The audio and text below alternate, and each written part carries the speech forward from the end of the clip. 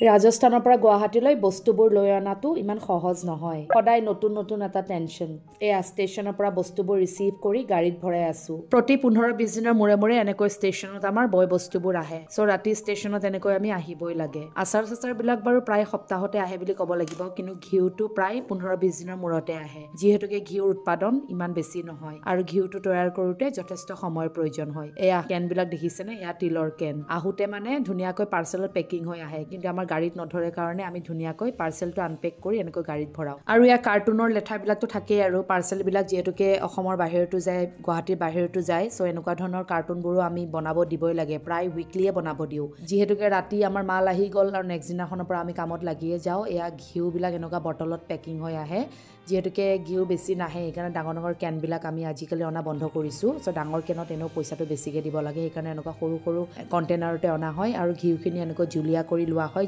যিহেতুকে ঘিউখিনি আমি লিটাৰ চিষ্টেমত দিওঁ কেজি চিষ্টেমত নহয় সেইকাৰণে মিলিলিটাৰ জুখিবৰ কাৰণে এনেকৈ গৰম কৰা হয় অকণমান গৰম কৰি লোৱা হয় আৰু তাৰপাছত ধুনীয়াকৈ এনেকৈ বটলিং কৰোঁ বহুত মানুহে মানে নজনাকৈ আজিয়ে ঘিউটো অৰ্ডাৰ কৰে কালি পাম বুলি ভাবে আচলতে তেনেকুৱা নহয় ঘিউটো অৰ্ডাৰ কৰিলেহে আমি ঘিউটো বনাবলৈ দিওঁ ৰাজস্থানত সো কাৰোবাক লাগিলে মানে কমেও আমাক 15-20 দিন সময় দিব লাগিব আমি নাই বুলি ক'লেও 20-25 দিন সময় লওঁ কিন্তু 20 দিনৰ ভিতৰত আমি ডেলিভাৰী দি দিওঁ চেষ্টা কৰোঁ আৰু দিবলৈ তাৰপিছত এনেকৈ ধুনীয়াকৈ চিল কৰোঁ যেতিয়া বটলিং কৰোঁ বটলৰ ওপৰত মানে এটা চিল কেপ লগোৱা হয় চিল যাতে আমি বাহিৰলৈ পঠাওঁতে যাতে লিকেজ নহয় সো এনেকৈ ধুনীয়াকৈ চিল কৰোঁ তাৰপিছত এয়া মোৰ সহযোগী নিকুমণি তাই ধুনীয়াকৈ পেকিঙত আমাক অকণমান হেল্প কৰি দিয়ে আৰু এয়া তিলৰ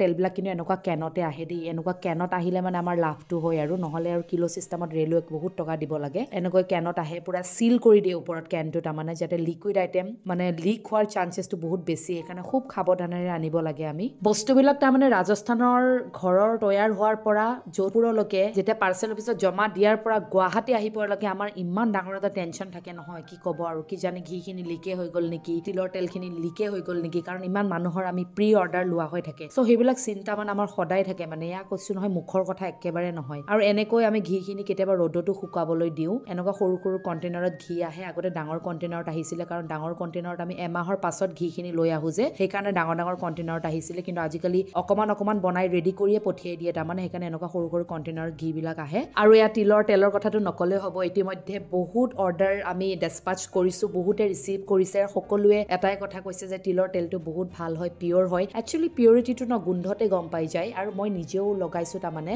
মই ইমানো বেছি ভাল হোৱা বুলি নকওঁ কিন্তু চুলিখিনি ভলিউমটো বহুত ভাল কৰিছে আৰু একদম চফ্ট হৈছে তাৰমানে আৰু বহুতে মোৰ ভিডিঅ' চাই গমে পায় যে এয়া তিল ৰাজস্থানৰ মোৰ ঘৰৰ তিল হয় আচলতে এতিয়া ঘৰৰ তিলখিনি শেষ হৈছে ত' আমি আমাৰ পেহা পেহীৰ ৰিলেটিভছ বিলাকৰ যিমান তিল আছে তাৰমান তিলখিনি আমি কালেক্ট কৰিছোঁ আৰু আমাৰ পাপাই মানে ৰাজস্থানতে পেৰি মেলি ধুনীয়াকৈ গুৱাহাটীলৈ পঠিয়াই দিয়ে সেই ৰাজস্থানত অকণমান আমাৰ পাপাৰ কামবিলাক বাঢ়িছে আৰু বাঢ়িবই দিয়কচোন আৰু আমিনো গুৱাহাটীত বহি আৰু এইবিলাক গোটেইখিনি মেনেজ কৰিব নোৱাৰোঁ আৰু মইতো ৰাজস্থানত থাকিলে বেলেগ কথা মই গোটেইখিনি মেনেজ কৰি দিওঁ চ' সেইখিনি অকণমান পাপাৰ অকণমান কষ্টটো বেছি হৈছে বাৰু পাৰ্চেলবিলাক পেকিং কৰি ট্ৰেইনত পঠিওৱাটো মানে কোনো মুখৰ কথা নহয় আৰু এনেকৈ ধুনীয়াকৈ আমি গোটেই দিনটো পাৰ্চেলবিলাক পেকিং